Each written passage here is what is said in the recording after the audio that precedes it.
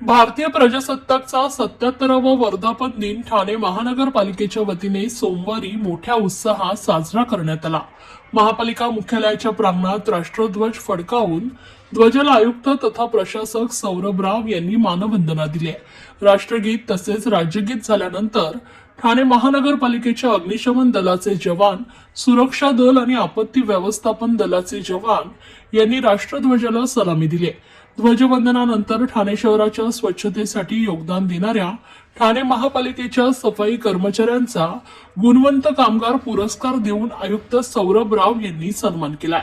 मुख्य स्वच्छता निरीक्षक शयुराज कांबळे, उपमुख्य स्वच्छता निरीक्षक लक्ष्मण पुरी, स्वच्छता निरीक्षक समीर डोळे, सफाई कर्मचारी मंगल पवार, सुंदरी डोवर, बाबा होनमाने, श्रीकांत देवळेकर, हरिचंद्र भोसले, तृप्ती पाटील, शोभा मात्रे, आरती ठोके, चंद्रकांत जेधे, निलेश भानुशाली, सतीश सिद्धरेड्डी या विविध प्रभाग समिती क्षेत्रातील सफाई कर्मचाऱ्यांचा गौरव करण्यात आला।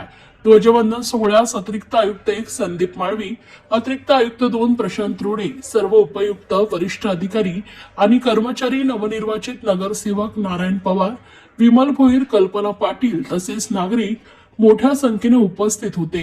प्रांगणातील सोहळ्यानंतर महापालिका भवन येथील कैलासवासी नरेंद्र बल्लाळ सभागृहात महनीय व्यक्तींच्या प्रतिमांना पुष्पहार अर्पण करून अभिवादन करण्यात आले।